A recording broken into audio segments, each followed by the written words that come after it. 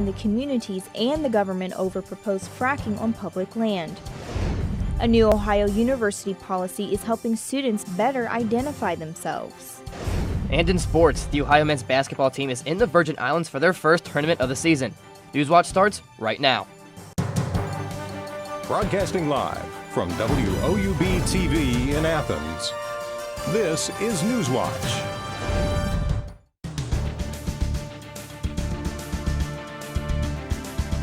Irvine Hall has been evacuated less than an hour ago. Good evening, I'm Erica King, and thank you for joining us.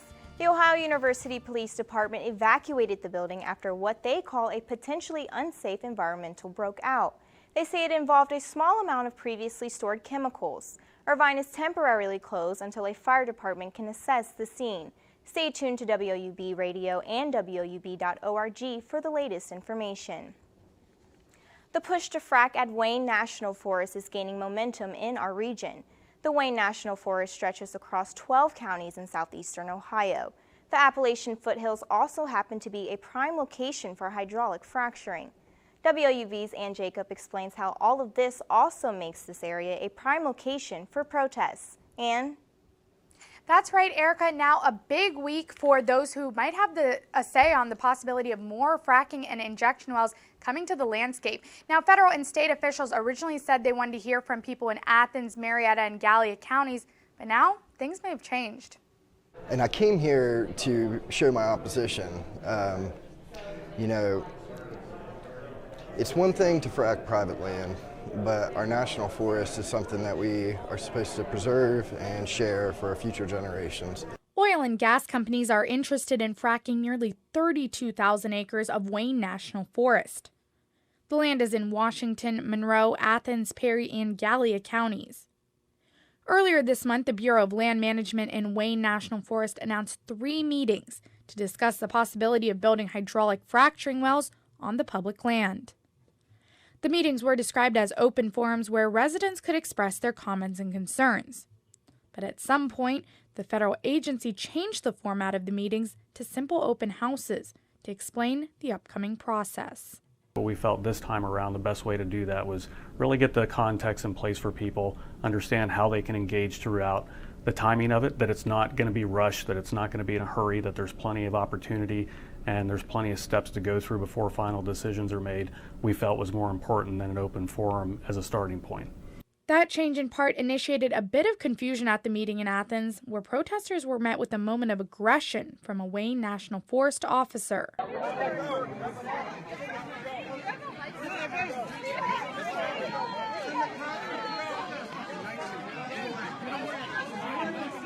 Unfortunately, the meeting in Athens had a group of people who were not happy with that format and chose to disrupt it to the point where we found it necessarily for the safety of our employees and the public in general to close the meeting early.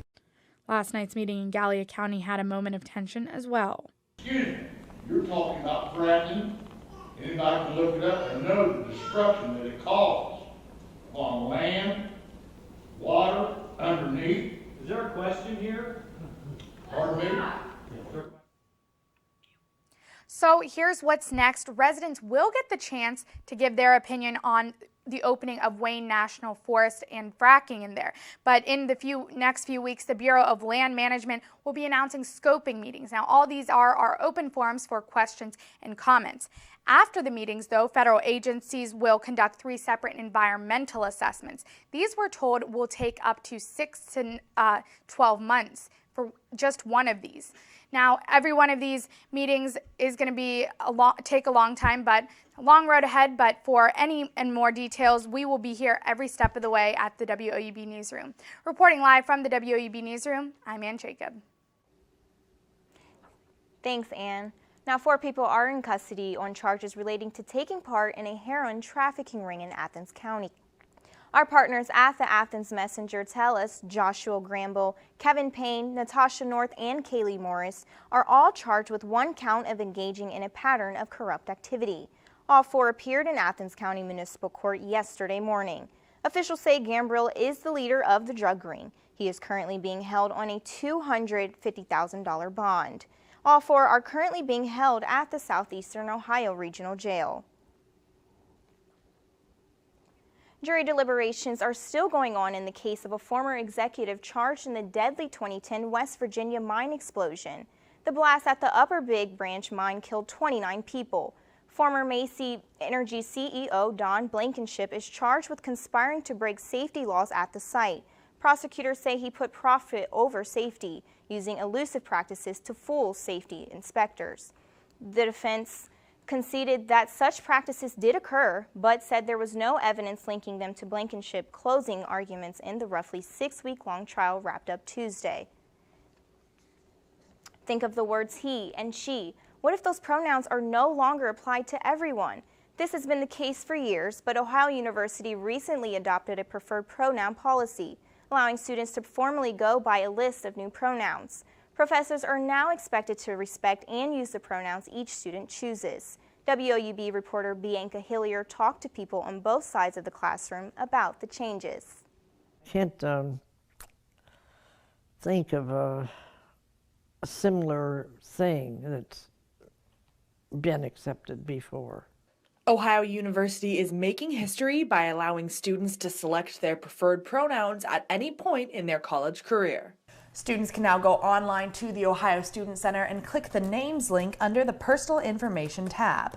There they can either choose a new name or select a preferred pronoun with a list of options to choose from. Their selection will then be sent to the professor and show up on the class roster. Former OU journalism and law professor Drew Everett says just because it will be on the class roster, it does not mean immediate action will be taken. It probably would be 70% cooperation and the other 30% don't do things like that. Some people just are too individualistic to march to any new tune. Emma Holman-Smith is the community coordinator for the LGBT Center and identifies as transgender. They, them pronouns are sort of a way, for me at least, to avoid putting myself in boxes unnecessarily, you know?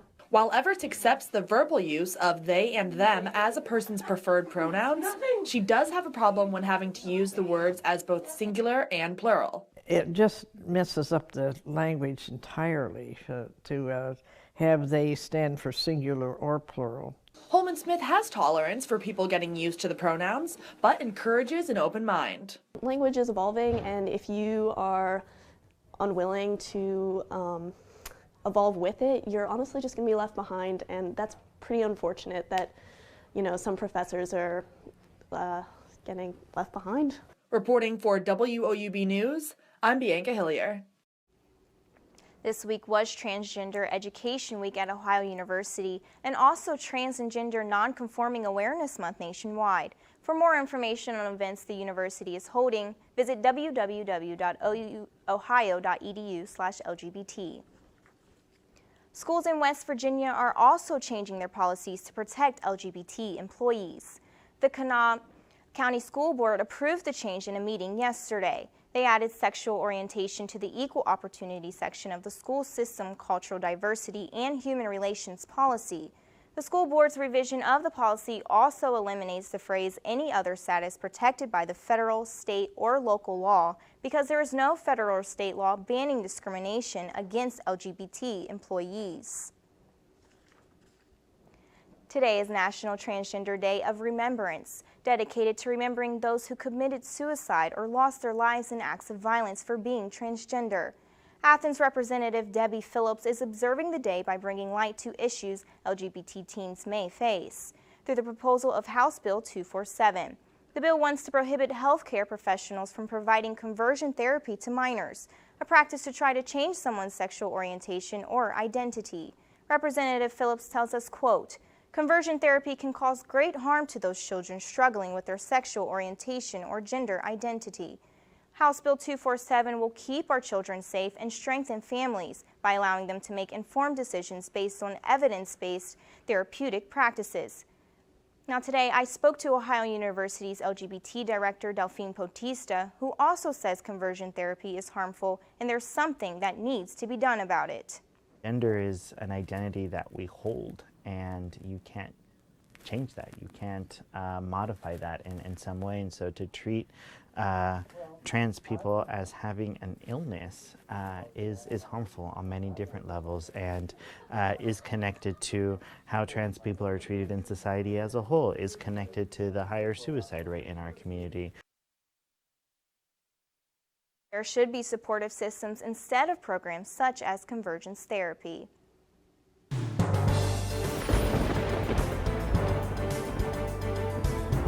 Good evening from the Newswatch Weather Center. We had a nice mild day to end your work week this week, and we'll have one more day of nice seasonal weather, but then we do have some changes coming this weekend. Temperatures right now across southeastern Ohio, though most of us dropping a little bit from our highs today. Seeing upper 40s around the map right now. Athens at 47, cooler up to our north, 43 in Columbus and Newark. Taking a look at your football forecast for today, though, as you head off for Friday night football for the local teams, 42 degrees at kickoff, so it will be chilly out there. Make sure to bring your coats and jackets tonight because it will be chilly. We'll be dropping down into the 30s overnight tonight. But if you are headed out, you will expect to see dry conditions tonight. We'll see partly cloudy skies this evening as things clear out overnight tonight into the day tomorrow, but temperatures again dropping to around freezing by 2 in the morning tonight, and then it will be a cold evening tonight and a cold start to your Saturday tomorrow morning. So Erica, if you are headed out this evening, make sure to bring the jacket because it will be cold tonight. Thanks, Ann. Ohio School Superintendent has also put in a request to put a $71 million federal grant for charter schools. The superintendent, Richard Moss, sent a 69-page letter to assure regulators the state would use the grant to open high-quality public charter schools across Ohio. Moss's letter addresses the federal agency's concerns that led it to place a hold on the funding. Evaluations of charter school sponsors are expected to be completed by October 2016. Ohio's unemployment rate has fallen once again to 4.4%. This is the state's lowest mark since August 2001 and is below the national rate. The Ohio Department of Job and Family Services reported Friday the state has 5,000 fewer unemployed workers than it did last month. There has been an increase in jobs in construction, manufacturing, and educational and health services, but there's been a decline in jobs like local and state government and in logging and mining. First Energy customers in West Virginia could possibly see their bills going up $9 soon if the Public Service Commission approves to propose settlement agreements. First Energy could get over $133 million in revenue from customers. The company initially asked for an annual increase for fuel costs and other expenses, but the settlement agreements will reduce some of the company's initial requests. A West Virginia Attorney General has filed lawsuits against 2 pharmacies to avoid from doing business in the state. Attorney General Patrick Morrisey's office filed lawsuits against David Pharmacy, LLC, and Rock City Pharmacy, LCC, both based in Utah. Morrisey says the companies use personal information from patients without permission to transfer prescriptions to their Utah pharmacies, which means patients had to pay more for their prescriptions. Morrisey is also asking for a $5,000 fine for each violation of the state's consumer protection laws. And still ahead on Newswatch, Turkey Day travels, what you can expect as you hit the road for the holidays next week. And 1 week after the Paris attacks, gunmen take hostages in the Western African country of Mali. Those details coming up when Newswatch returns. I decided to do a planned gift because I want to ensure that PBS will be around for my grandchildren and hopefully great-grandchildren. I would hope that others, when doing their estate planning, would include their PBS station.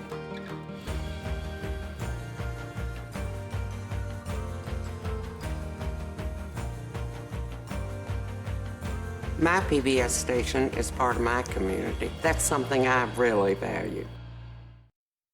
Ohio University students really have a huge sense of pride in our campus, in our school, and in our education. People don't come to Ohio just to go to college. They come here to become a Bobcat. It's a really unique atmosphere. Bobcat pride is having that natural camaraderie. Bobcats are just happy to be Bobcats.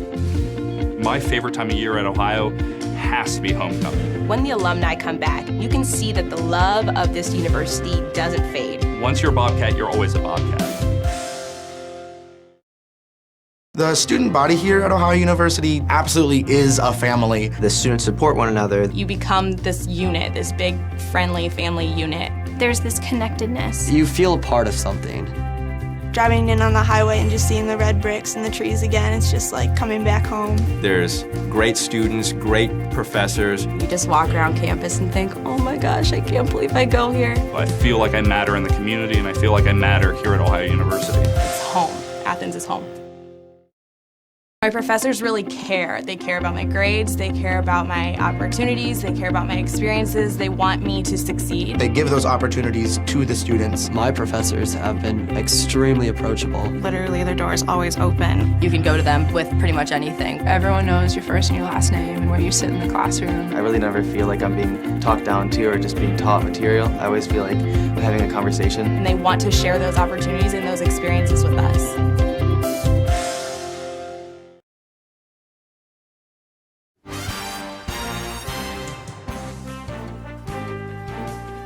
About a dozen U.S. citizens were rescued from a hotel hostage situation in the West African country of Mali today.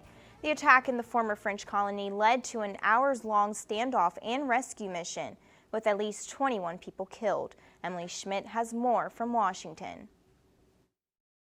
At least 2 attackers stormed a hotel in Mali's capital Friday. The upscale Radisson Blu Hotel was hosting diplomatic delegations for peace talks in the landlocked African country. Apparently, the people entered the compound of the hotel with a vehicle with diplomatic plates. What I can tell you is that people entering with AK-47 in a hotel, I'm not sure they are here to negotiate.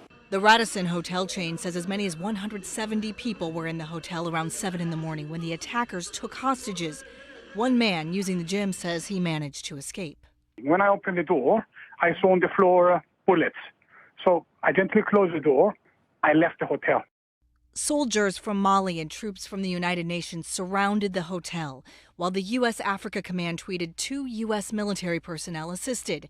Over the next few hours, rescuers freed hostages, rushing some of the injured to a nearby hospital, with the dead and the hostage takers still inside the hotel. They're going to go in and they're going to take over as much as they can, get maximum impact. The attack happened 1 week after the Paris attacks, 1 day after French President François Hollande praised troops for successfully fighting extremist Islamists in the formerly French colony. No group has yet claimed responsibility for the hotel attack. I'm Emily Schmidt reporting. Islamist militant group Al-Murabitun is claiming joint responsibility for this attack. They claim they carried it out with Al-Qaeda. Those planning to travel for the upcoming Thanksgiving holiday should be sure to pack some patience as they get on the road. Airports and roads could be crowded. Travel giant AAA says nearly 47 million Americans will travel at least 50 miles from next Wednesday through Sunday. The good news for them, AAA says gas is the cheapest it's been since 2008, and costs are also down for those flying. According to the travel company, airline tickets are 10% lower than last year for many of the top routes. Over the holidays, airlines are expecting 65,000 more passengers each day than last year. And on Wall Street today, the stock market closed out its best week of the year today as big gains by retailers and technology companies pushed major indexes upward. Here's a look at stocks of local interest.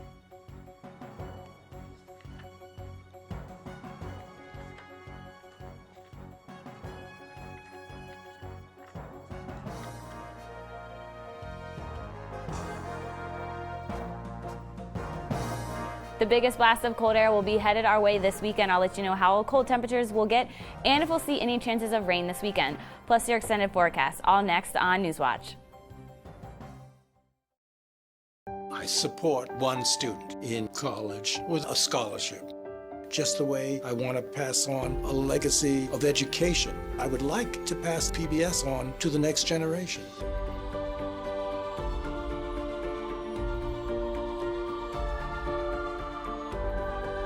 I like to think that PBS is concerned with our soul. If your soul is in the right place, you're giving back. Ohio Ohio University students really have a huge sense of pride in our campus, in our school, and in our education. People don't come to Ohio just to go to college. They come here to become a Bobcat. It's a really unique atmosphere. Bobcat pride is having that natural camaraderie. Bobcats are just happy to be Bobcats. My favorite time of year at Ohio has to be homecoming. When the alumni come back, you can see that the love of this university doesn't fade. Once you're a Bobcat, you're always a Bobcat.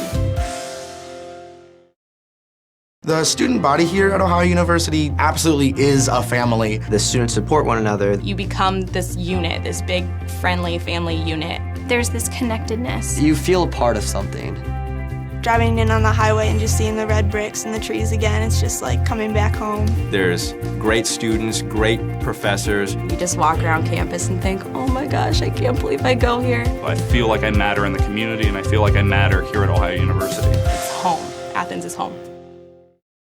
My professors really care. They care about my grades, they care about my opportunities, they care about my experiences, they want me to succeed. They give those opportunities to the students. My professors have been extremely approachable. Literally, their door is always open. You can go to them with pretty much anything. Everyone knows your first and your last name and where you sit in the classroom. I really never feel like I'm being talked down to or just being taught material. I always feel like I'm having a conversation. And they want to share those opportunities and those experiences with us.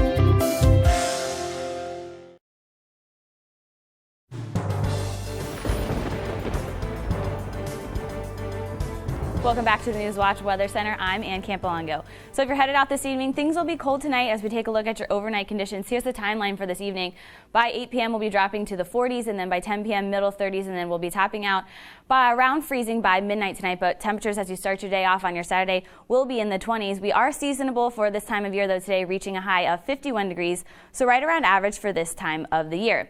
In Athens right now, we dropped to 47 degrees again as that sunset. Temperatures slowly dropping this evening, and across the region, most of us still in the upper 40s right now, 47 over in Chillicothe and 46 up in New Lexington. So if you are headed out tonight for Friday night football, expect a chilly night tonight, 42 degrees at kickoff, but we will be dry and see partly cloudy skies.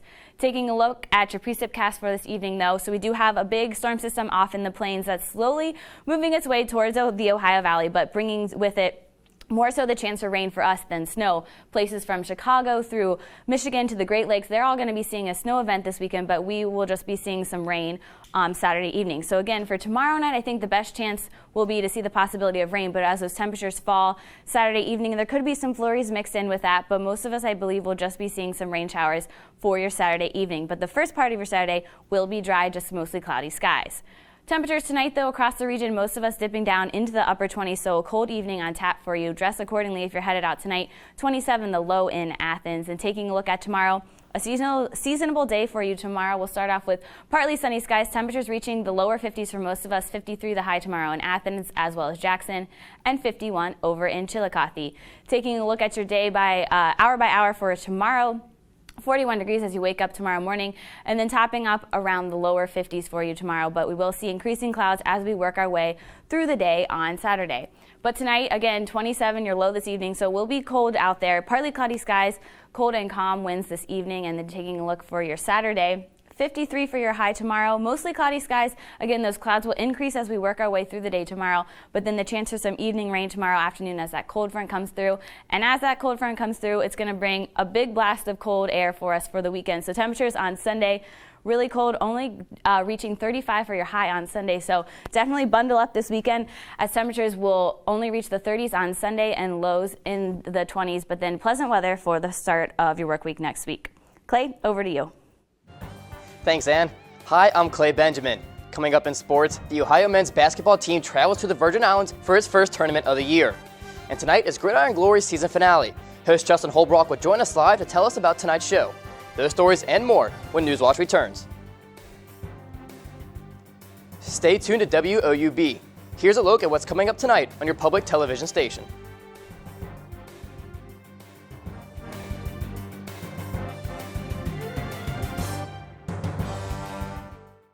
My granddaughter is named June Elizabeth, but I call her Junebug.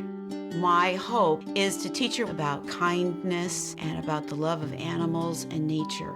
I want Junebug to have the same opportunities I had by watching PBS. My husband and I feel so strongly about our PBS station that we've included them in our estate plan. PBS is part of our values, and we want to pass it on to the next generation. Ohio University students really have a huge sense of pride in our campus, in our school, and in our education. People don't come to Ohio just to go to college. They come here to become a Bobcat. It's a really unique atmosphere. Bobcat pride is having that natural camaraderie. Bobcats are just happy to be Bobcats. My favorite time of year at Ohio has to be homecoming. When the alumni come back, you can see that the love of this university doesn't fade. Once you're a Bobcat, you're always a Bobcat. The student body here at Ohio University absolutely is a family. The students support one another. You become this unit, this big, friendly family unit. There's this connectedness. You feel a part of something. Driving in on the highway and just seeing the red bricks and the trees again, it's just like coming back home. There's great students, great professors. You just walk around campus and think, oh my gosh, I can't believe I go here. I feel like I matter in the community, and I feel like I matter here at Ohio University. It's home. Athens is home.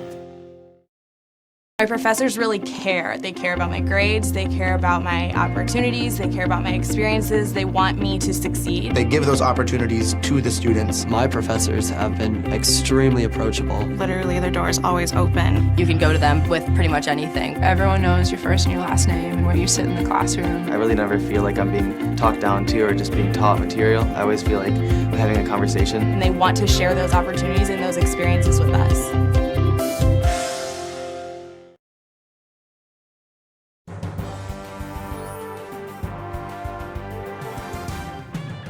Welcome back, I'm Clay Benjamin.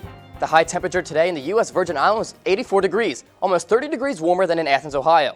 And the Ohio men's basketball team was there to kick off the Virgin Islands Paradise Jam against Tulsa. Some late free throws by the Golden Hurricanes gave the Bobcats their first loss of the season as they fell 90-88. Ohio held a 7-point lead with 6 minutes left in the game, but were unable to hold on to the lead. Jaron Simmons finished with a team-high 30 points and 8 assists. Kenny Kaminsky found his stride and recorded 21 points and 6 rebounds on the afternoon. Ohio will face the loser of Indiana State and Norfolk State tomorrow at 4 p.m.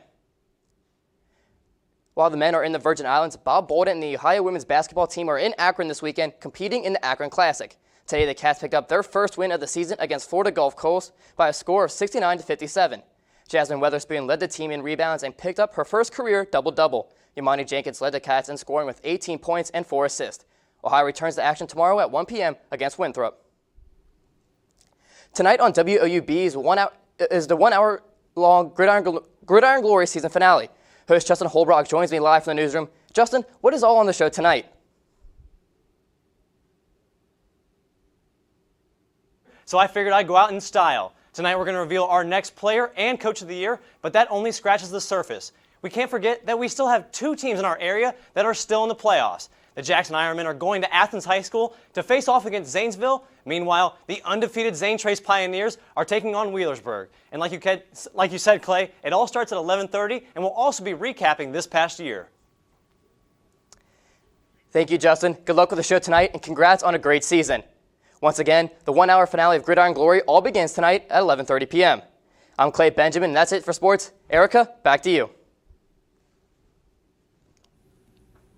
And taking a look at the temperatures tonight, 27 your low, so cold evening out there, partly cloudy skies. For your Saturday, though, temperatures will warm back up nicely. 53 for your high tomorrow. Mostly cloudy tomorrow as clouds increase and chances for evening rain as that cold front comes through. And as that cold front passes through tomorrow, temperatures will drop for the weekend. Sunday, a high of 35 and lows in the 20s. Erica, back to you. Thanks, Ann. And that does it for our broadcast this evening. Thank you for watching. I'm Erica King. Stay tuned for the PBS News Hour coming up next. And remember, you can find the latest news anytime at WOUB.org. Have a great night.